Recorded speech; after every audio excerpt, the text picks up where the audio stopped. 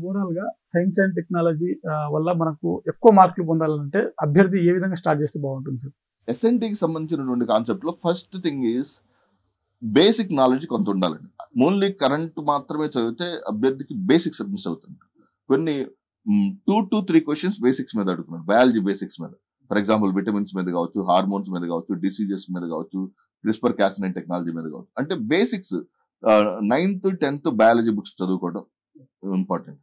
So ఎప్పుడైతే 9th 10th NCERT biology books చదువుతావు student కొంత అండర్స్టాండింగ్ వస్తుంది. దాని తర్వాత ఈ areas first thing is Hindu paper is the must అండి.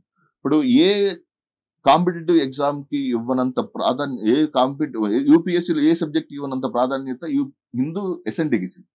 ప్రతిరోజు ఒక 1 డెడికేటెడ్ పేజ్ సైన్స్ పేజ్, ఒక పేజ్ వస్తుంది, ప్లస్ టెక్స్ట్ అండ్ కంటెక్స్ట్ అని 2 పేజీలు వస్తాయి. సో టెక్స్ట్ అండ్ కంటెక్స్ట్ లో చాలా వాల్యుబుల్ కంటెంట్ ఉంటుంది. పర్టికులర్లీ అది యూపీఎస్సీ ప్రిలిమినరీ అండ్ మెయిన్స్ కి సంబంధించినటువంటి కాంటెంట్ చాలా చాలా అద్భుతమైన సమాచారం ఉంటుంది. ఈ 3 అంటే science page Monday, Tuesday, Wednesday, Thursday, Friday వస్తుంది. సాటర్డే రాదు. Sunday science and technology separate page వస్తుంది. Hindu is the best source for science and technology.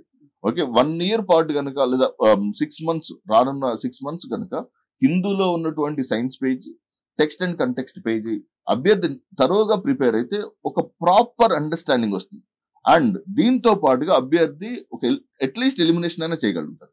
Overall గా మనకు ఎంబీసీ అకాడమీలో ప్రస్తుతం తీసుకొచ్చినటువంటి కొత్తగా యురేకా ప్రోగ్రామ్ ఏదైతే ఉందో, సో ఇందులో మీరు ఎలాంటి అంశాలను బోధించనున్నారు? సో మీ పాత్ర ఎట్లా ఉంటుంది సార్? ఎంబీసీ అకాడమీ టీం అంతా గురుకుల కల్చర్ నుంచి వచ్చిన వాడు అనమాట. అంటే రెసిడెన్షియల్ స్కూల్స్, అంటే ఏపీఆర్ఎస్, నవోదయ, ఈ ప్యాటర్న్ అనమాట. అందువల్ల మేము దీన్ని స్పెషల్ గా డిజైన్ చేసామన్నమాట. అంటే అభ్యర్థి మార్నింగ్ క్లాస్ విని ఆఫ్టర్నూన్ టెస్ట్ రాయటం.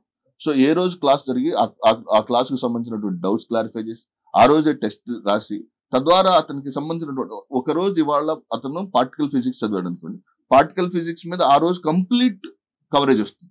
ఆ రోజు డౌట్ క్లారిఫికేషన్ సెషన్ ఉంటుంది, ఆ రోజు టెస్ట్ ఉంటుంది, టెస్ట్ ఎక్స్ప్లెనేషన్ ఉంటుంది. సో దట్ ఈ need not to look for మళ్ళా ఎప్పుడన్నా ఎగ్జామ్ ముందు ఒక వారానికి రివిజన్ చేసుకోవడానికి తప్పిస్తే మళ్ళీ అతను దాన్ని మళ్ళీ తిరిగి సెకండ్ టైం చదవాల్సిన అవసరం లేకుండా ఏ రోజు ఆ రోజు కంప్లీట్ గా చేసేది. అంటే హ్యాండ్ హోల్డింగ్ అనమాట. టీచర్ నీ దగ్గరే ఉంటాడు.